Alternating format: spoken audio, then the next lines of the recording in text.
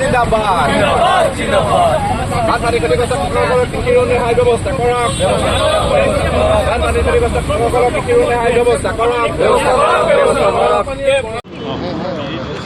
আমি যদি চাওঁ স্বাধীনতাৰ পিছৰে পৰা অসমৰ সামাজিক আৰু অৰ্থনৈতিক যিটো কাঠামো তাক সম্পূৰ্ণৰূপে ভাঙি তছনছ কৰা যিকেইটা গুৰুত্বপূৰ্ণ সমস্যা তাৰ ভিতৰত বানপানী আৰু গৰাখহনীয়া সমস্যাও অন্যতম। সময় বাগৰি গৈ আছে, কেন্দ্ৰ ৰাজ্যত বিভিন্ন দলৰ চৰকাৰ আহিছে গৈছে, কিন্তু সমস্যাবিলাক সমস্যা হৈ আছে আৰু বহু ক্ষেত্ৰত আমি দেখিছোঁ যে সমস্যাবিলাকে গুৰুতৰ ৰূপ ধাৰণ কৰিছে। আমি আগতে দেখিছিলোঁ যে বানপানীবিলাক আচলতে প্ৰাকৃতিকভাৱে হৈছিলে, তাৰ চৰিত্ৰ যি আছিলে শেহতীয়াকৈ বানপানী বা যিবিলাক গৰাখহনীয়া হৈছে তাৰ চৰিত্ৰ বহু পৰিমাণে সলনি হৈছে। আমাৰ দাঁতিকাষৰীয়া অৰুণাচল প্ৰদেশৰ পাদদেশত বা অন্যান্য ভূটানত বা আন আন ঠাইত যিসমূহ নদীবান্ধ নিৰ্মাণ হৈছে, এই নদীবান্ধসমূহৰ পৰা এৰি দিয়া পানীয়ে ভয়ংকৰ প্ৰলয়ৰ সৃষ্টি কৰি আচলতে আবতৰীয়া বানৰো বহু ক্ষেত্ৰত সৃষ্টি কৰিছে, যাৰ কাৰণে আচলতে অসমৰ কেইবাখনো জিলাৰ মানুহ ব্যাপকভাৱে প্ৰভাৱিত হৈছে। আমি এটা কথা দেখোঁ যে ভাৰতবৰ্ষৰ যিগৰাকী প্ৰধানমন্ত্ৰী, সেই প্ৰধানমন্ত্ৰীগৰাকীয়ে অসমক যথেষ্ট গুৰুত্ব প্ৰদান কৰে, তেওঁ বক্তব্যত অসমক গুৰুত্ব প্ৰদান কৰে। তেখেতে ডিঙিত এখন গামোচা লৈ অসমীয়া জাতীয়তাবাদক সমৰ্থন কৰা, সন্মান প্ৰদৰ্শন কৰা দেখুৱায়, বা তেখেতে এ ফৰ আছাম বুলি কৈও অসমক আচলতে ৰাষ্ট্ৰীয় মানচিত্ৰত এটা খুব উজ্জ্বলতম এখন ৰাজ্য হিচাপে পৰিগণিত কৰিব বিচাৰে। কিন্তু ইমানবিলাক কৰাৰ পিছতো আমি দেখোঁ যে কেৱল উৎসৱ, কেৱল উদযাপনৰ সময়তহে তেওঁৰ এই কথাবিলাক আচলতে খাটে। যেতিয়া দুৰ্যোগ আহে তেতিয়াহ'লে তেওঁৰ এই কথাবোৰ ক'ৰবাত আঁতৰি গুচি যায়, যেতিয়া দুৰ্যোগ আহে তেতিয়া তেওঁলোক দুটা খোজ পিছুৱাই গুচি যায়। এই কথাটোৱে আমাক আচলতে অতিকে ব্যথিত কৰে। যিগৰাকী প্ৰধানমন্ত্ৰীয়ে অসমক অষ্টলক্ষী বুলি কয়, যিগৰাকী প্ৰধানমন্ত্ৰীয়ে অসমৰ উন্নয়ন হ'লে সমগ্ৰ দেশৰ উন্নয়ন হ'ব বুলি কয়, সেইগৰাকী প্ৰধানমন্ত্ৰীয়ে অসমৰ বেছিভাগ মানুহ যেতিয়া বানত বুৰি থাকে, খহনীয়াত যেতিয়া আক্ৰান্ত হয়, কৃষক শ্ৰমিকে নিজৰ ভূমি হেৰুৱাই যাযাবৰী জীৱন যাপন কৰিবলগীয়া হয়, তেতিয়া কিন্তু এষাৰো মাত নেমাতে। এইবিলাক আচলতে অত্যন্ত দুৰ্ভাগ্যজনক কথা। আমি দেখোঁ যে সংসদীয় ৰাজনীতিত যিসমূহ ৰাজ্যৰ আসনৰ সংখ্যা বেছি, সেইসমূহ ৰাজ্যই আচলতে বিশেষ সুবিধা পায় আৰু অসমৰ দৰে যিবোৰ সৰু সৰু ৰাজ্য, এই ৰাজ্যবিলাক সদায় বঞ্চিত হৈ থাকি যায়। এইটো আজিৰ কথা নহয়, স্বাধীনোত্তৰ কালৰ পৰা এইখিনি ঘটনা ঘটি গৈছে আৰু আজিৰ চৰকাৰখনো কিন্তু ইয়াৰ ব্যতিক্ৰম নহয়।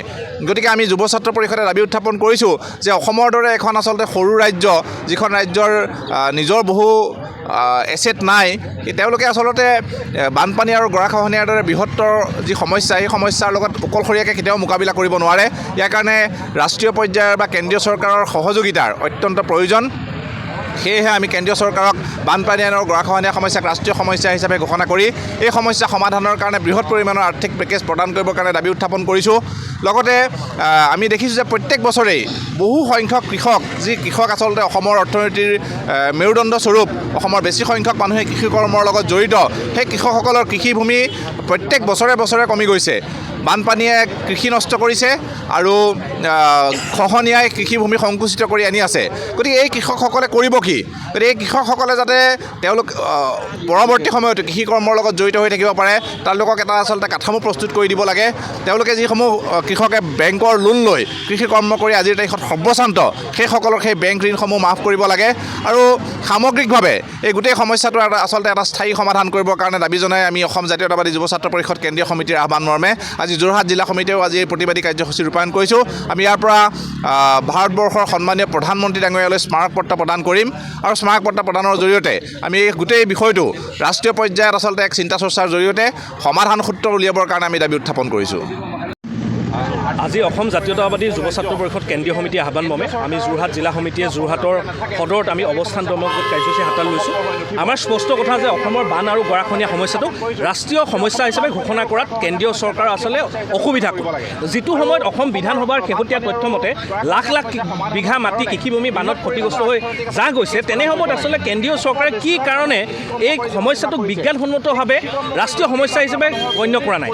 যিটো সময়ত প্ৰধানমন্ত্ৰীগৰাকীয়ে অসমক অষ্টলক্ষী বুলি কয়, যেতিয়া বিহাৰত বানপানী আহে হাজাৰ হাজাৰ কোটি টকা পেকেজ দিয়ে, যেতিয়া গুজৰাটত বানপানী হয় হাজাৰ হাজাৰ কোটি টকা পেকেজ দিয়ে, যেতিয়া মহাৰাষ্ট্ৰত বানপানী হয় হাজাৰ হাজাৰ কোটি টকা পেকেজ দিয়ে, কিন্তু অসমৰ বান সমস্যাটোৰ প্ৰতি কেন্দ্ৰীয় চৰকাৰৰ যি উপলঙা দৃষ্টিভংগী, এই কথাটো আমি কেতিয়াও মানি নলওঁ। শেহতীয়াকৈ অসম বিধানসভাৰ নিৰ্বাচনত আচলতে বিজেপি নেতৃত্বাধীন চৰকাৰক আচলতে ৰাইজে মন খুলি ভোট দিছে।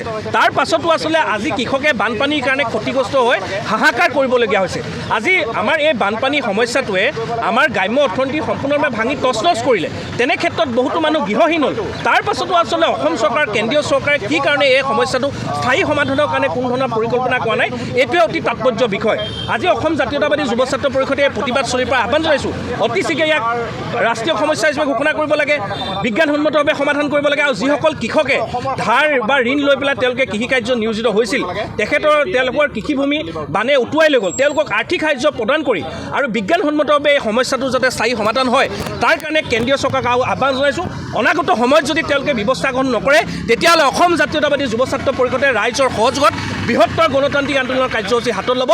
এই কথাটো আমি এই প্ৰতিবাদ চলিৰ পৰা স্পষ্টকৈ ঘোষণা কৰিছোঁ।